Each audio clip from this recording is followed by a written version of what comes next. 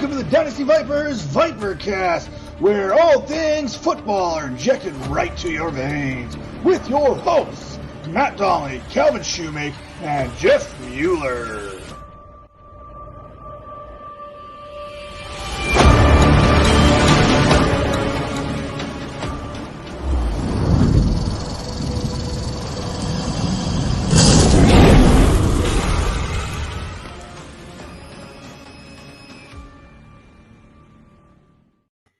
What is up? Welcome to another edition of the Dynasty Vipers Team Spotlight Series. I'm your host, Cal. You can find me at Calvin and Hobby or at Dynasty Vipers.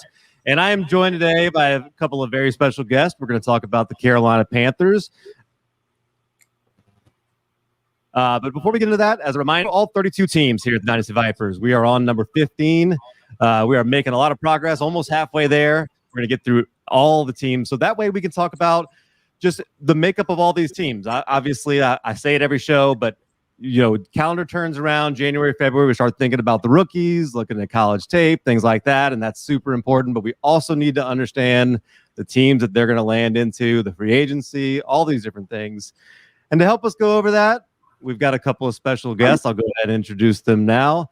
First, you may recognize this guy, Mr. Jeff Hazley, right here. He is well known in the fantasy football industry, obviously. But Jeff, go ahead, tell us where we can find you and what you're working on these days. Well, you can find my work. First of all, thanks for the show, Calvin. Appreciate that. It's a pleasure to be on talking about Panthers. As far as my work is concerned, you can find at footballguys.com. Right, because we've just finished the Super Bowl, we are opening straight into Dynasty season. So Dynasty rankings are a big piece of my content that I'm putting up right now. All my things are up to date, live. I'll probably adjust those a little here as news comes out and more rumors are swirling out where players might go and whatnot. But yeah, you can see my rankings footballguys.com. I'm going to do a little bit of season writing with Panthers SI, which has to do with the draft and their offseason plans, and of course I'll have my Carolina fandom podcast, and this offseason I'll be having some draft analysts, drafts on to talk about prospects for the draft, free agent targets, and who would be a good pick for the Panthers when pick at 8, as well as throughout the rest of the draft. So we're going to have some experts on to talk about that. So let's have my next couple months or so is that's where you'll be able to find me. Very good. Well, thank you, Jeff. And obviously now we're joined as well by Dynasty Trip. We'll call you Trip for the rest of the day here. But yeah, go ahead and tell us who you are, who you're with, and what you're working on. Well, thanks, Cal. I really do appreciate your having me on. This kind of podcast content is right up my alley. I really enjoy thinking about defensive schemes and coaches and how the players, what their outlook is for the coming year.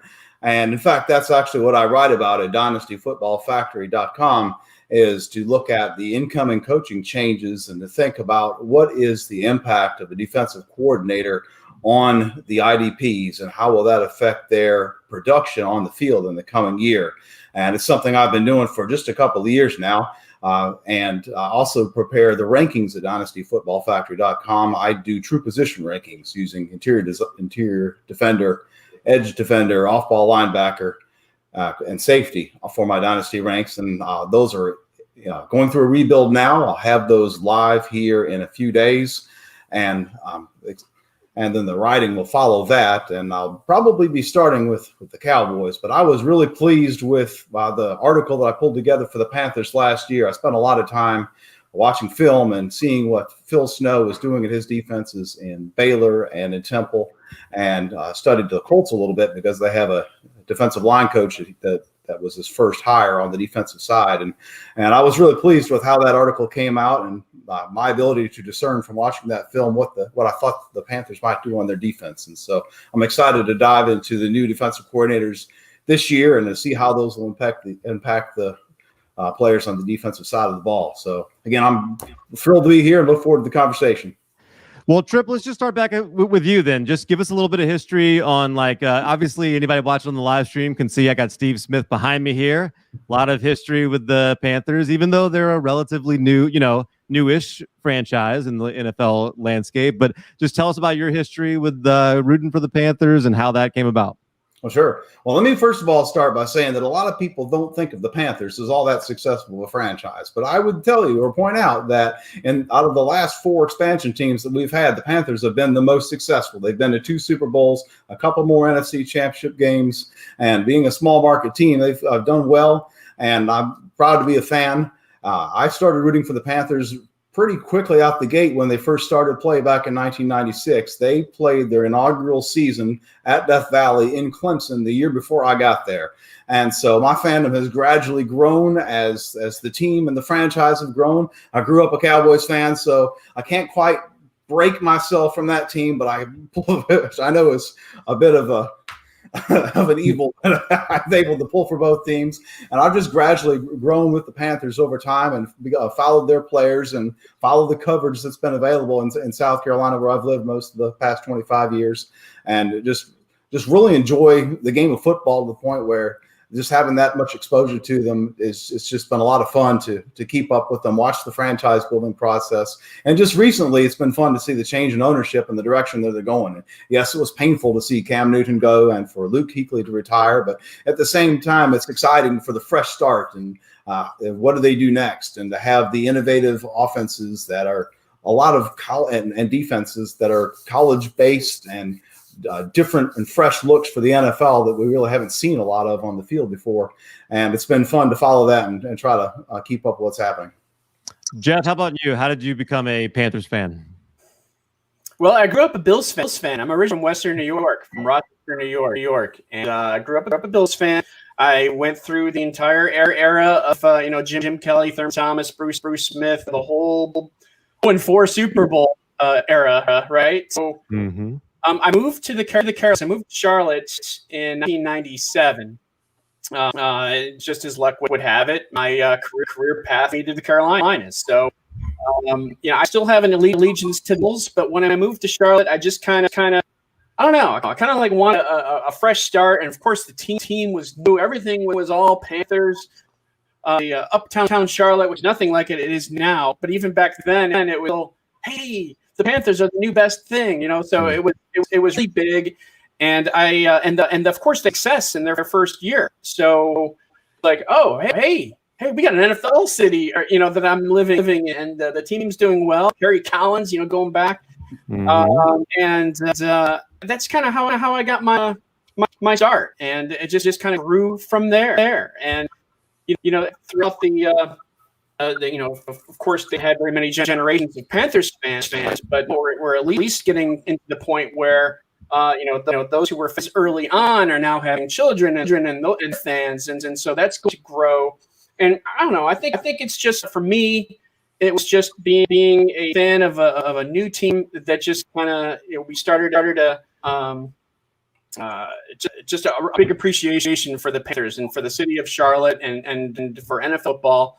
For me, it just kind of grew to a team I have grown to love. And you guys like Steve Smith, of course, Cam Newton, Nick Delhomme, all these really good players who've come through the Carolinas, and it just stuck. When you're rooting for a local team, and that local team is fairly good, you tend to follow through. And I grew my allegiance. Went to the Super Bowl in 2003. So, and then of course again that we know in 2015. They have had back-to-back winning seasons, which is crazy to think of. But they're still my team, and I'm pulling for. And right now, when they play the Bills, I'm pulling Panthers. And of course, I have friends from back home are like, "What can you?" I still have that allegiance stills, but Carolina is my team. It's really cool. Like, Carolina's like this, and there's a couple other teams like this, Jacksonville and even the Houston Texans, where, there's not a long history of fandom in that way. So most people that we talk to that are, closer to our age, like they had another team growing up, but then, you sort of adopt this team that is right there in your backyard and you root for them. And, the Panthers, even though like you guys mentioned, Tripp, I think you said maybe there's not a lot of people who would say, yeah, they've got a lot of success, but there has been a trip to the Super Bowl. I mean, that's, some like they came in with Jacksonville. Jacksonville can't say the same thing. And it was Jake Delhomme that took them there. And that is, well, like of all the random jerseys that I bought in my life, like Jake Delhomme is one that I bought and love. Because I was a pretty big Delhomme fan. I was telling Jeff before the show, but 2020 was an interesting season. So let's get into that. So you mentioned Phil Snow as a new defensive coordinator. Exactly one team in the NFL last year turned over their head coach, offensive coordinator, defensive coordinator, and quarterback, and that was the Carolina Panthers. So in a year where you wanted consistency, there was no place that had a more inconsistent at the top than the Carolina Panthers did. So, 5-11, obviously that's not what you hope for, but I don't know that that's necessarily because there's not a lot of talent on this team, because there is. But let's talk about that coaching staff, because it's brand new. Get rid of Riverboat Ron. Tripp, I'll start with you. What's the confidence level in Matt Rule and Joe Brady and Phil Snow and company there? Well, I feel good about those guys. I think that the first year there with those guys, I think everybody that was pragmatic understood that we're not going to win a lot of games in year 2020. I felt like it was a year where they really needed to tear down some things to the studs and begin to think about putting it back together again. And it started with assembling a defense. Every pick on the draft was used on the defensive side of the football. They had a couple of nice pieces on offense, but notably a wide receiver and running back, of course. And then they really just patched together an offensive line and tried to make that work. And it was so, in my mind, bringing in Teddy Bridgewater was just a bridge, as the saying goes. And my thinking is that they just wanted a guy to come in and run the offense so they could develop talent, evaluate what they had on the roster. And if he hit, great, that was a bonus. But I think that just their thinking with Bridgewater is they just wanted a functional team for a year to get their feet under them and see what they had. And so I'm optimistic that the team grows from here. Jeff, what do you think? You got your finger on the pulse there of Panther Nation and kind of a lot of the fans. What do you think? I guess your confidence, but also kind of what do you think the confidence from Carolina fans are with Matt Rule and Brady and Snow? Well, I think a lot of people have positive feelings about Matt Rule and Joe Brady, and maybe not so much about Phil Snow because it was defense that really had some issues, but I'm to say that it's not necessarily Phil Snow's fault. I mean, they had a really young team on defense. They lost they lost a lot of pieces, and in a lot of ways they had to play more of a zone type of defense. And they couldn't play up on these receivers, and of course, the NFC South is loaded with receivers. So it was a lot of dink and dunk against them, and that kind of came back to bite them a little bit. They just didn't have the talent and the experience to be able to play defense the way that we would like to see them play. And I think the coaches would to see them play. They have to get to that point. They have to go through the right passage on defense, get to that point, and just didn't have it. Even with all of their draft pick they spent on defense, They weren't at the point yet where they really had the horses to play the defense that they wanted to. We did see a really great game against Detroit where they shut Detroit out 20-0. We'll talk about that later. But for the most part, though, defense was the Achilles heel of the team. Even though they lost Christian McCaffrey, only played 3 games this year, which it's another thing we got to talk about. The fact that they had 5 wins, they were 2-2 in their 4 games, and they lost McCaffrey, and that kind of really hurt their offensive engine. Maybe I mean, sure they scored some points, but what would they have done if McCaffrey was healthy, right? I think the forward, a lot of people are happy about Matt Rule. They know that he's more of a players type of which.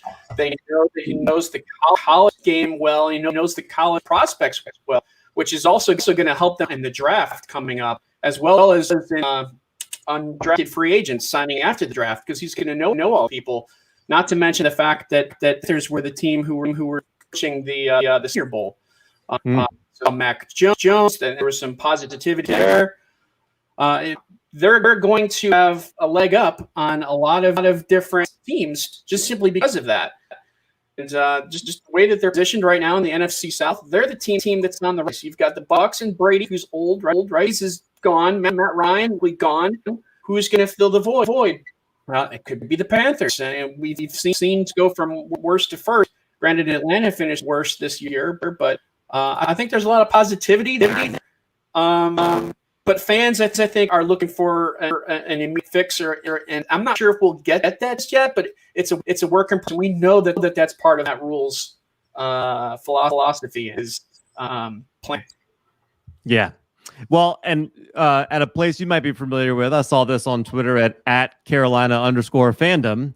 I did see that there was the margin of victory for the Panthers is a lot closer for all 16 games than people thought. Like, in their 5 wins, it was, basically all their games, if you look at them, are almost all less than 10 points. I mean, they played in a lot of very close games, even the losses. And you're right. I mean, Mike Davis did a good job of filling in, but if you get Christian McCaffrey for 16 games, what a difference that potentially could have made.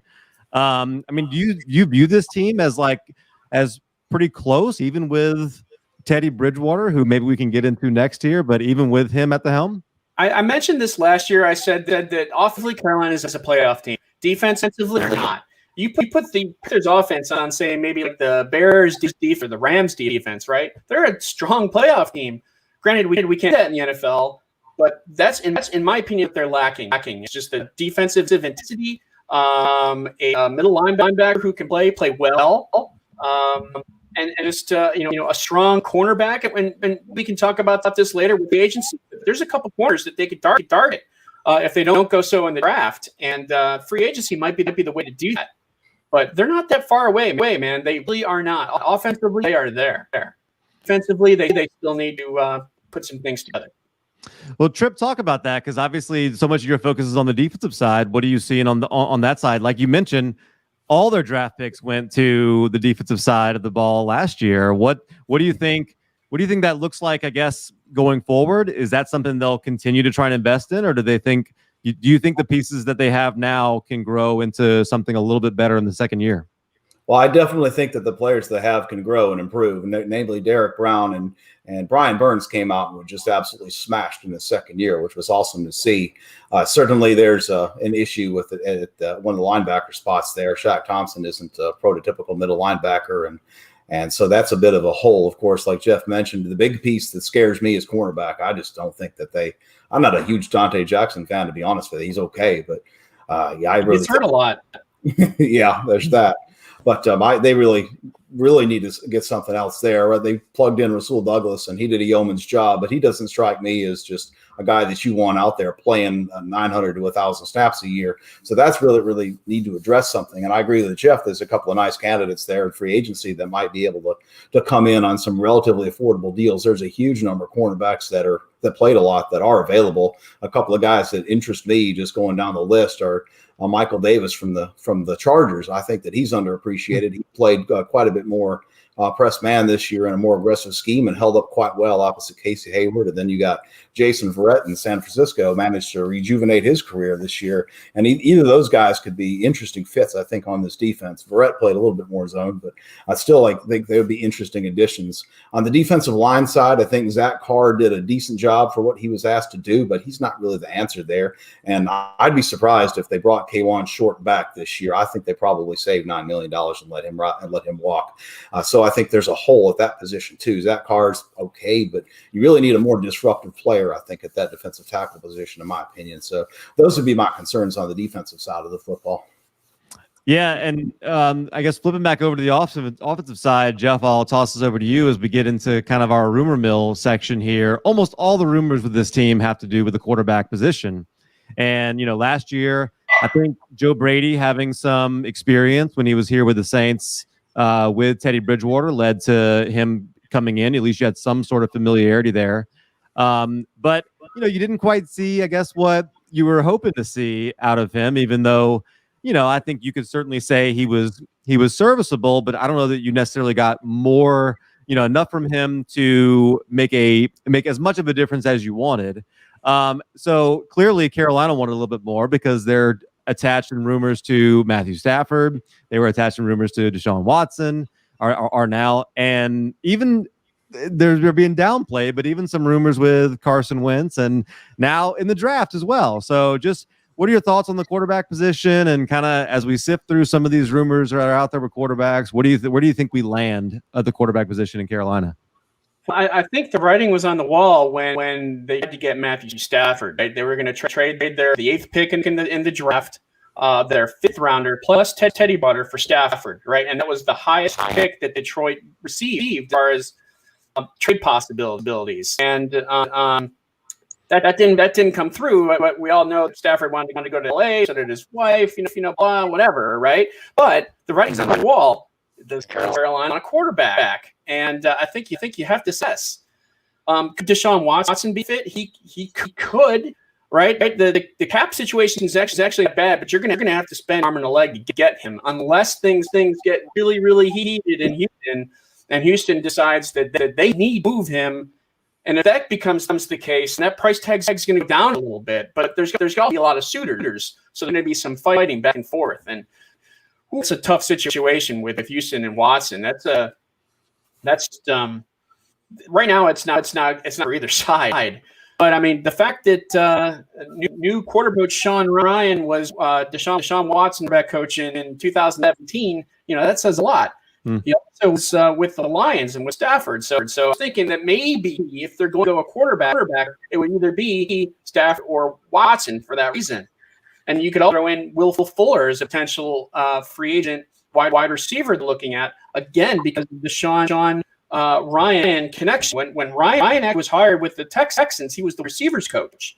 And he went in the same year Will Fuller was a rookie, 2016, I believe. So there's a possibility there. But before we get ahead of ourselves, I actually would love to see them keep Curtis Samuel. I think Samuel is a better option. He has more flexibility and more versatility as far as a receiver. He already knows the offense. Joby has utilized him very well. We've seen Curtis Samuel improve each year that he's been in the league. We don't really see that often. We kind of saw it with T.Y. Hilton with the Colts, right? Back in the mid-2010s until maybe a couple years ago. He improved every single year, and we're seeing the same thing from Curtis Hill. I would love for them to keep him. He can be a running back, can be a receiver, a rusher, right? He can do it all.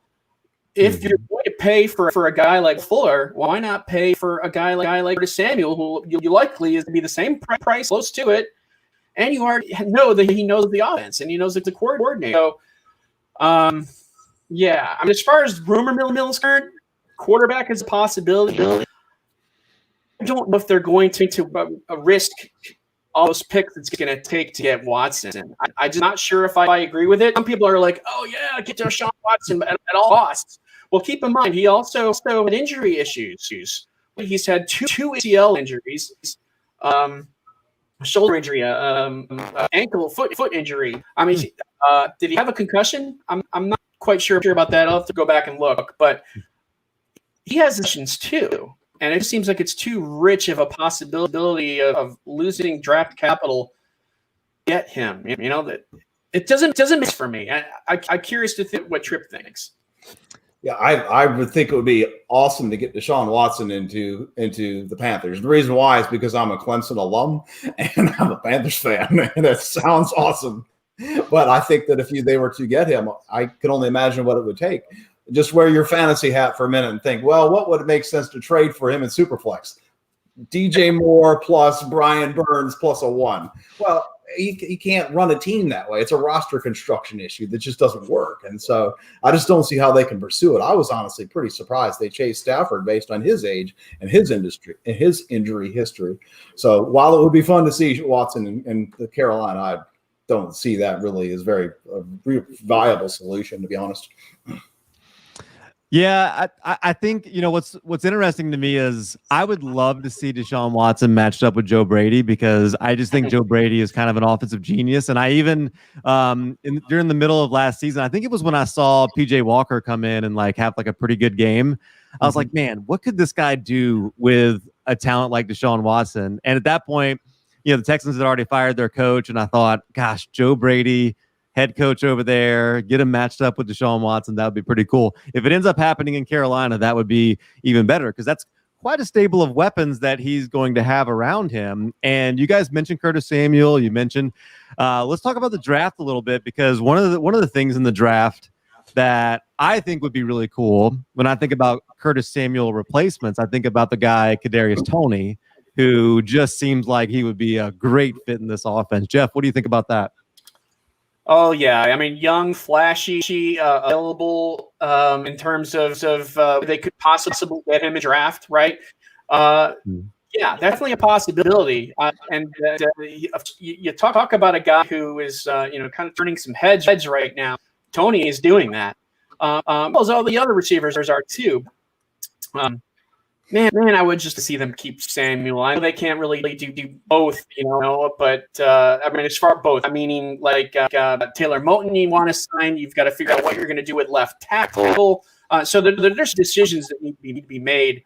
Could they potentially go after a quarterback in the draft? Could they move up and draft like a Zach Wilson, maybe trade Jets or the Dolphins, right? You're going to lose most likely a first round next year to move up. But if Zach Wilson, Trey Lance, Mac Jones, Justin, whoever is their guy, I think they should try and go after because he's their guy for a reason. He fits well into their scheme, their plan. Joe Brady understands that this particular type of player, whoever it may be, is going to be the one who can really kind of come through in the red zone. I mean, that's Bridgewater's weakness. Mm-hmm. Between the 20s, he gets to the red zone and he struggles. And maybe that has something to do with the fact that we didn't have Christian McCaffrey for many of those games. But still, I think if they have a guy at quarterback that they like a lot, I think they should do whatever they can to move up and get him. Now if they don't do that, I'm thinking target an offensive tackle because offensive line is kind of brittle. I mean, we saw that in the Super Bowl. So those are my thoughts. I mean, could you go after Kyle Pitts at tight end? Yeah, you could. Tight end is not really a position that's a big part of Brady's offense. We didn't see that with Carolina at all. We didn't see that with LSU at all. So Kyle Pitts to me seems more like a dream if you had a different coordinator and a different offense. I don't necessarily see them going after Kyle Pitts. Now, Jamar Chase is interesting, right? Because that LSU ties. But I went after wide receiver. I'm not sure if I could, if I see that happening there. Not at that pick. Trip, I mean, because and Jeff even mentioned it there with problems in the red zone. I mean, I know it wasn't necessarily part of his offense, but I mean, when you're talking about help in the red zone, Kyle Pitts does seem like he would be a pretty interesting fit. I know Ian Thomas is there, but you certainly, you could get a lot more out of that production, out of that position with a guy like Pitts. Sure. There's no doubt about that. Pitts would certainly add an element to that offense that would benefit it for sure. I agree with Jeff, though. I think they do one of two things. They either move up to grab a quarterback that they like, or they stand pat, or possibly even trade down and begin to assemble offensive linemen, because that's just where they're, I think, in dire straits right now. They're losing 4 of their 5 starters. They're the 2 contracts expiring. Taylor Moton is the best player on that line, and his contract's expiring. Taylor Moton might be the best offensive lineman available in the free agency class, and to just let him walk away, I just think that would be criminal personally, but it may be a done deal already. So they're just going to have to throw as many picks as they can at the line and try to get that fixed. So that's really my focus. I'm a build in the trenches guy anyway. I always have been. So, it's like, if you'd asked me a month ago, I would have said 60-40. They go that way. But after the Stafford news, I would say 60-40. They try to trade up. That's assuming they have a guy that they like. So that would be my focus on offense. Well, and you're right, because I mean, Russell Okung is undrafted free agent now. He's 33 years old. So I mean, I'm not sure.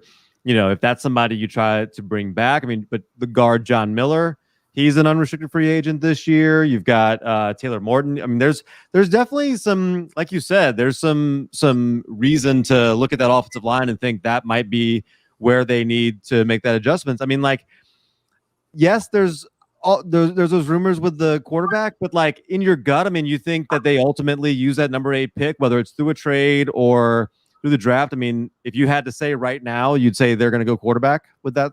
Yeah, I would think 60-40. They're going to try to figure out how to get up and get their quarterback. There's 4 guys on that people are talking about, and they're at 8, and so they're just not that far away from it. If there's one there that they think works, then I think that they get them, because they're not going to be 4 next year that seem to think they're fits there. So you also mentioned the red zone. The other thing is, of course, McCaffrey was a great red zone weapon last year, and he was out most of the year. So to me, that's getting him back would be a big part of the solution too. Yeah, absolutely. Jeff, you still with us here? I'm here. I'm not sure you can see me. It looks like my camera went off for some reason. Yeah, can't quite see you. That's okay.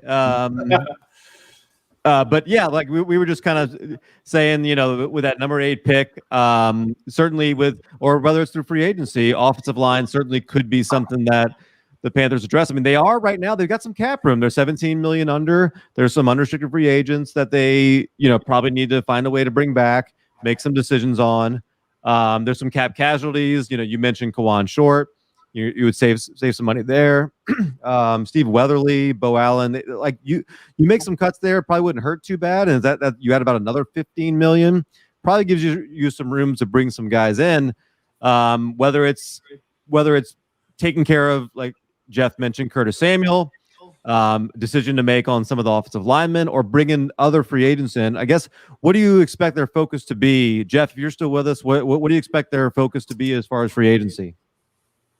Well, free agency, I see they're going to be looking at cornerback. I think they definitely need a veteran presence corner. And the big one on the market is Patrick Peterson. But you also have Rich Sherman. I mean, Trent mentioned some of these. Jason Verrett, Jalen Ramsey is even unavailable. But I mean, you're gonna be through the teeth to get him. Other player that sense is Hassan Reddick, who wasn't necessarily the greatest linebacker, but when they sent him to edge, he really came through. Of course, we know Han Reddick with the ties with Temple, with Matt Rule, that possibility. And if they go after a true linebacker, like a middle backer, Denzel Perrin is one that they target who's available. So I like that. I like the fact that their season, as far as free agent acquisitions, corner and linebacker, and maybe, and I really don't know what they're going to do with the tight end. But you've got Jonnu Smith available, Hunter Henry.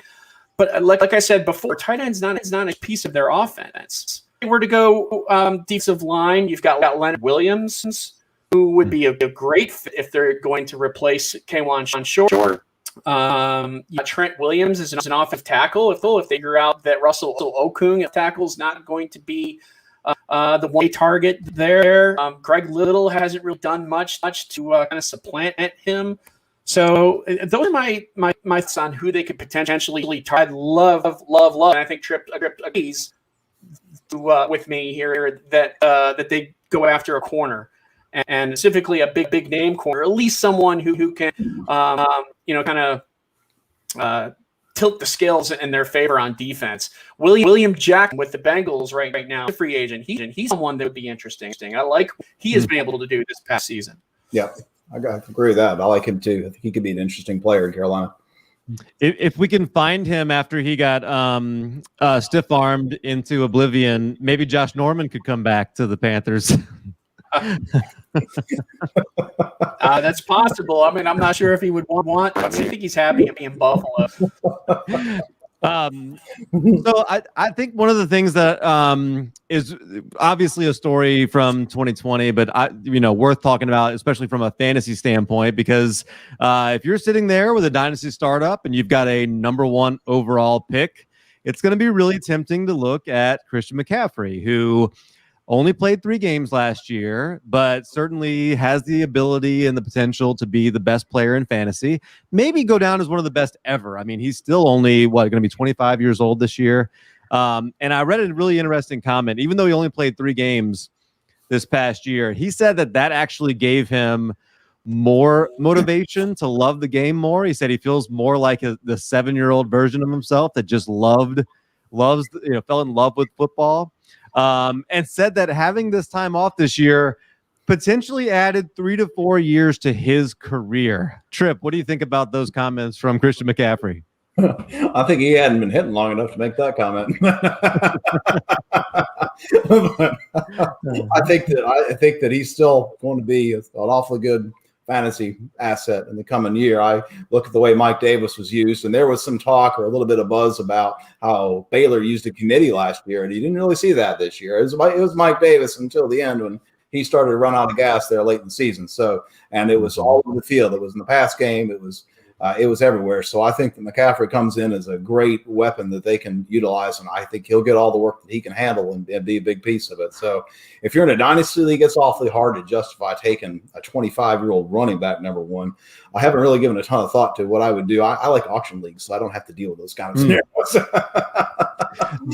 Jeff, if you got the number one pick in your dynasty startup league, are you going Christian McCaffrey? Oh yeah, I'm going Christian McCaffrey. I am. I mean, the quote that he meant there. I mean, first of all, he's really good in front of the camera. He knows what he needs to say. So, I mean, he's all about saying the right thing. And I think it was something that he said that to people are now spinning it however which they want. But I mean, if not McCaffrey, I would like say Saquon Barkley, Jonathan Taylor up there for me. One of those three. But McCaffrey, in my opinion, is head and shoulders above the other two. Because of what he can do. I mean, he's two positions. He's Marshall Faulk. He's a running back and a wide receiver. And Carolina knows this, and that's been their whole process of getting him involved. And we saw it with Joe Brady as well. So it's not like that's going to change. I really don't see that change too much. And as a result, McCaffrey going to be another strong producer next year. Trip, let me ask you about the wide receiver position because I think if you were to say how they got drafted last year, it was probably DJ Moore, Curtis Samuel, and Robbie Anderson in that order. And they finished in the exact opposite order. Robbie Anderson finished first, Curtis Samuel second, DJ Moore third, although it was really close, actually. Only about 13 points separating Robbie Anderson from DJ Moore.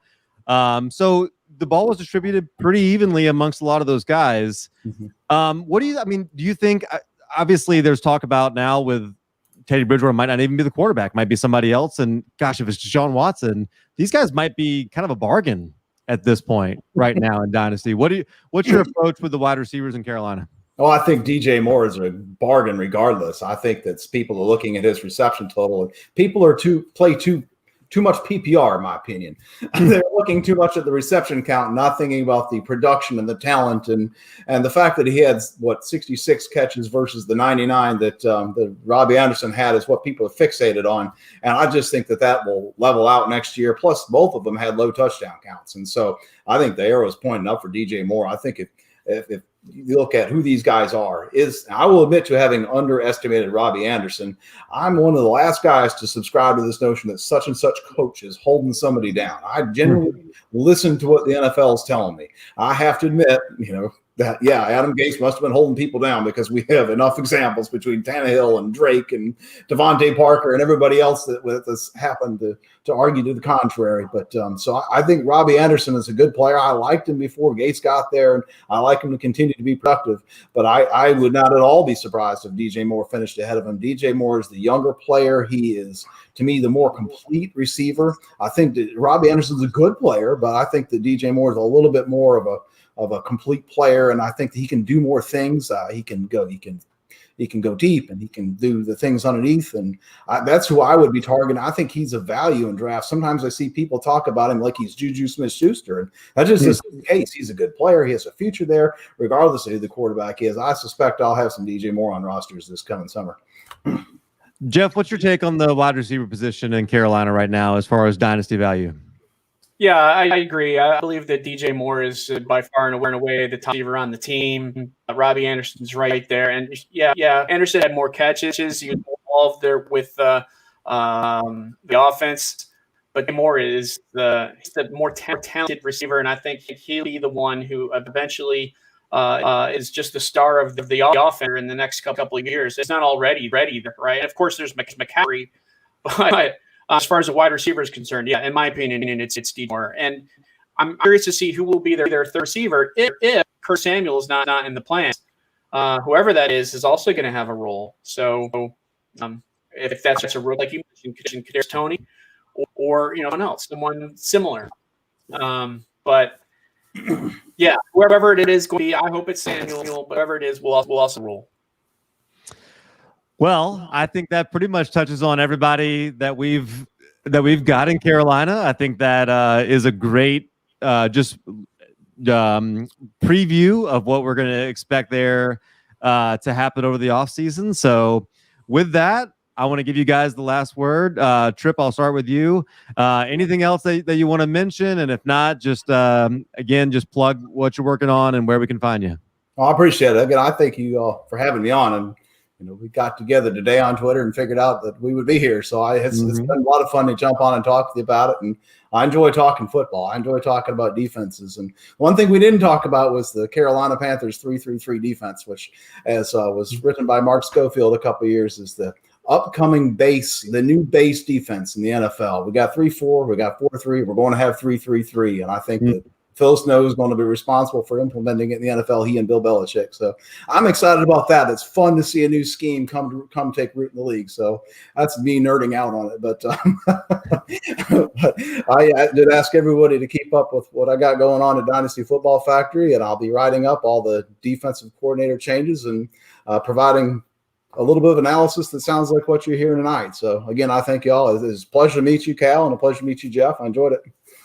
Absolutely. Jeff, last word. And, one of the places that I know we can find you, I see G-Min J in the comments here. I know you're going to be on with him later this week, which is really cool. And you're going to be back on the Dynasty Vipers on a Behind the Grind where we're going to be talking next week. So, or maybe it's the week after. I think it's next week. So, yeah, any last words? And I guess where else we can find you? Yeah, no, thanks for having me on. Sure, I enjoy talking about the Panthers. Of course, that's a big passion of mine. So is Dynasty football and Dynasty fantasy, I should say. And you find my rankings at footballguy.com. Dynasty rankings as well as my rookie rankings there. So we are working on those and just kind of tweaking those, adding comments, different players and such that we do with Football Guys. You mentioned my podcast earlier, Carolina FM. So I'll be bringing on some draft experts and some scouts. My buddy Matt Batanti, who's offensive line guru, we'll bring him on so we talk about some of these offensive women in the draft. Yeah, I got a lot of stuff going on, a lot of podcasts, and I appreciate coming on and speaking, talking with you as well as Trip. Thanks so much. Let's go Panthers. Keep playing. Yeah, keep pounding. So thanks so much for coming on. And look, as I said at the top, I'm Cal. You can find me at Calvin and Hobby. Find us over at Dynasty Vipers. We are later tonight. We're going to be sitting down and doing one of those Behind the Grind series with Ryan McDowell, who many of you guys know. It's going to be fun to talk to him. And just in case somebody's listening to this and has not listened to our show from last week with Adam Rank, it was absolutely hilarious. I wasn't on that one, so I feel like I can pump that one up.